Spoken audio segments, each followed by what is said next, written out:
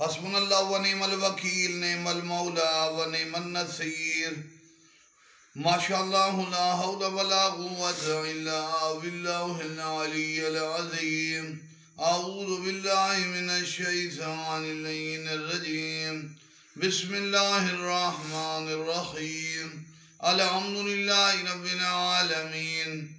الصلاة والسلام علی سیدنا و نبینا وطبیب قلوبنا وشفیع ذنوبنا ابی الزہراء محمد المصطفیٰ وعلی اہل بیت الطیبین الطاہرین المعصومین، لا سیما امامنا المنتظر والحجۃ الثانی عشر روحی وارواح العالمین لتراب مقدمہ الفداء۔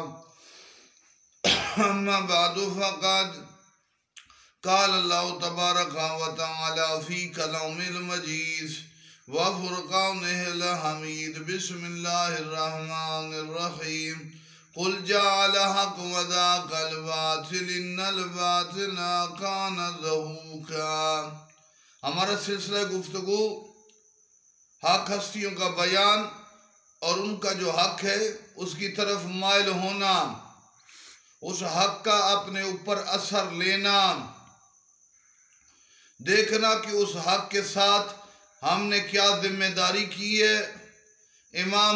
امام زمانہ اس وقت کائنات میں حقانیت کا سمندر اور امامت کا آسمان ہے۔ امام کو مانا کیسے، معرفت کیسے حاصل کی، عمل کیسے کیا۔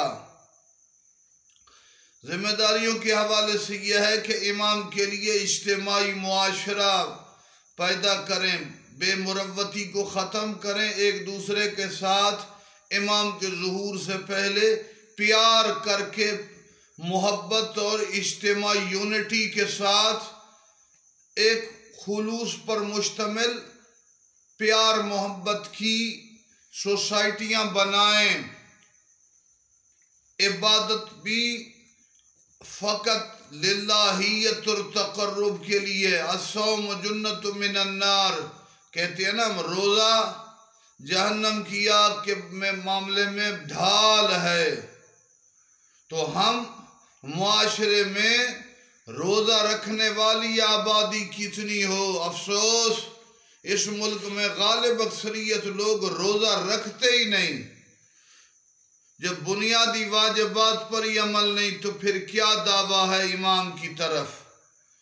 ذمہ داریاں ادا کریں، اور امام کے ظہور کے بعد کیسے لوگ اچانک امام کے قرب حاصل کریں گے، جو امام کے سامنے آ کے کہیں گے مولا آپ حق ہیں، آپ کی مدد کی جائے، آپ کا ساتھ دیا جائے، عبادت کریں گے لالچ اور خوف کے بغیر۔ میرے عزیزو، ایسے معاشرے کی تشکیل، ایک ہے محبین، امام کی فوج کے سپاہی اور کمانڈرز دنیا کی طمع سے لالچ سے پاک ہوں گے، دنیا بقدر ضرورت ہو اور دین پر مکمل عمل ہو اور ذہن میں تقربتاً اللہ نیت ہو۔ یہ ہے امام کے لیے تیاری کہ نماز روزہ واجبات یہ نہ ہو کہ مسجد میں دکھانے جا رہا ہے میں بڑا نوافل پڑھ رہا ہوں، میں بڑی نماز، نہ نیت خدا کی طرف ہو تو یہ بھی ایک بہت بڑی حضرت کے لیے تیاری ہے۔ اپنے آپ کو تیار کریں، ہم نے سونے کے محل یا چیزیں نہیں بنانی، اپنے امام کے لیے تیاری یہ ہے کہ اپنے نفس سے جہاد، خواہشات کو قربان کریں اور امام زمانہ کی طرف رجوع کرتے ہوئے واجبات ادا کریں، حرام چیزوں سے پرہیز کریں، اپنے روح اور دل کو پاک کریں۔ وہ عبادات روحانیت سے ہوگا۔ نماز تہجد امام کی قریب لوگوں پڑھتے ہوں گے جو امام کا قرب رکھتے ہیں، جن میں آپ پہلے علماء وضاحت کر چکے 11 8 رکعتیں نماز شب کی نیت سے، 2 رکعت نماز شب جس میں قنوت نہیں، اور ایک نمبر نماز 1 رکعت نماز وتر، 8 شب 2 رکعت شب اور 1 رکعت نماز وتر۔ تہجد بھی بڑی عبادت ہے۔ دنیا چاہتے ہو نماز تہجد پڑھو، آخرت چاہتے ہو نماز تہجد پڑھو، دونوں چاہتے ہو نماز تہجد پڑھو، امام کا تقرب چاہتے ہو نماز تہجد پڑھو۔ آخر میں دعا ہے کہ مالک امام کا جلد ظہور کرے۔ اللہم اجل ولیک الفرج، اللہم صلی علی محمد وآل محمد وجل فرجهم وساہل مخرجهم، یا اللہ یا محمد یا علی یا فاطمہ یا مہدی ادرکنی ولا تہلکنی۔ والسلام علیکم ورحمۃ اللہ۔